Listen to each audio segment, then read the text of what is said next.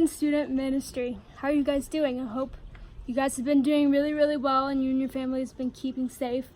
If you don't know me, my name is Anna and I just finished my first year at Baylor University and I'm actually an intern here this summer, so I'm really, really excited to get to spend the whole summer at River Bend, and it's going to be a really good time, I can promise that. But boy, do I miss you guys. I really, really wish I could spend the whole summer hugging you guys and playing games with you guys and doing fun and crazy events and praise and worshiping God and all these crazy things, but unfortunately that's not what God has planned for us. But that is okay, because I've seen God do incredible things so far, and I can't wait to see what else He continues to do for us throughout our ministries. So let's dive in, shall we? So this summer we've been discussing the Lord's Prayer, and that's actually found in Matthew 6 during the Sermon on the Mount. Jesus is actually giving us the perfect guideline on how to pray authentically to God.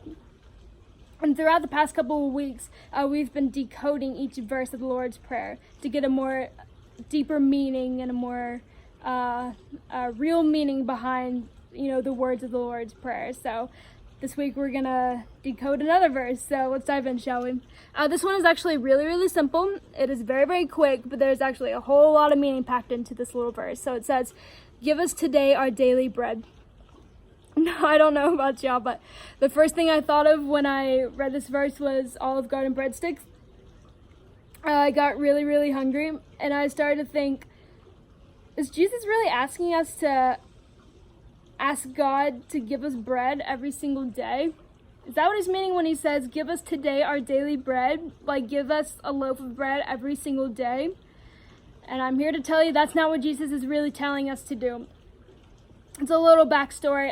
Did you know that bread was actually a staple in the Jewish diet back in the Old Testament? It was God's way of providing for his people and sustaining his people who are really in need. And I'll give you a perfect example of that. Back in Exodus, which is the second book of the Bible, the Israelites were in the wilderness from their long journey from Egypt. And I don't know about y'all, but I cannot imagine the hardships those people went through. Can't you imagine? They had the physical exhaustion, mental exhaustion, spiritual exhaustion. They might have felt empty and they needed food and they're extremely hungry.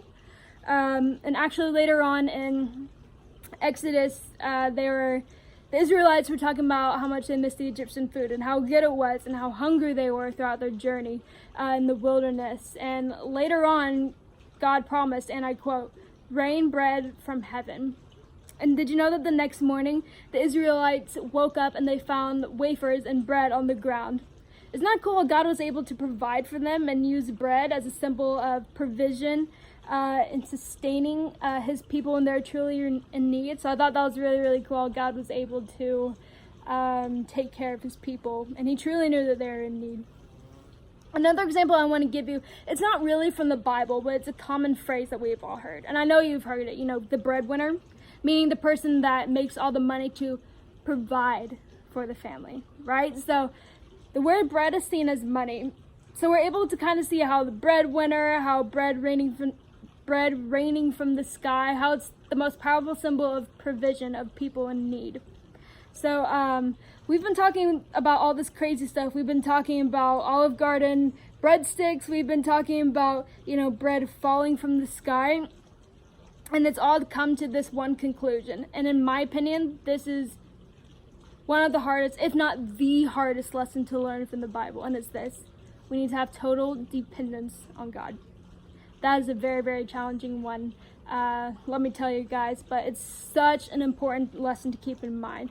And when we pray, we ask God to provide us for stuff we need and for him to sustain us. But we also, as equally important, we need to trust him. We need to trust that he will provide you. We need to trust that he will listen to you. We need to trust that he does love you. He knows every single need that you have. That's so important. It's also extremely humbling that even though we might have our best day ever, even in our best day, we still need God more than anything. And that's a very humbling experience, I'm telling you that. But it is so, so important. So when we pray, God might feel invisible to us. I know I felt that. I know that you felt that at some point. We've all felt that God's invisible to us. And that might be as a result from the way we've been praying. What if we've been praying in a more general and casual terms? because if we pray in more general and casual terms, probably the way that we've been opening our eyes to God and his way of responding to us might be more in a general and casual way, right? But if we pray with all of our heart and all of our soul and all of our mind, and really, really letting him know what we need, and coming to him, coming to his throne, we will be able to see that he will answer our specific prayers. And that's such an incredible, important thing. He's able to provide and to sustain us whenever we need it. So God has invited us to ask him for our daily bread. And I can promise you this one thing: he will never fail to provide it. All right, guys, I hope you guys enjoyed it. In just a little bit, Sly's going to be coming up with a few questions, and I really, really encourage y'all guys to read over those few questions and discuss with either yourself, your family, your friends, and I'm telling you, you're going to be impressed with the cool thing that God reveals in y'all's conversation. So I really, really encourage y'all guys to look at them, to discuss them. So I hope you guys have a wonderful week. Keep safe, and I love you guys, and I can't wait to see you guys soon. So peace out.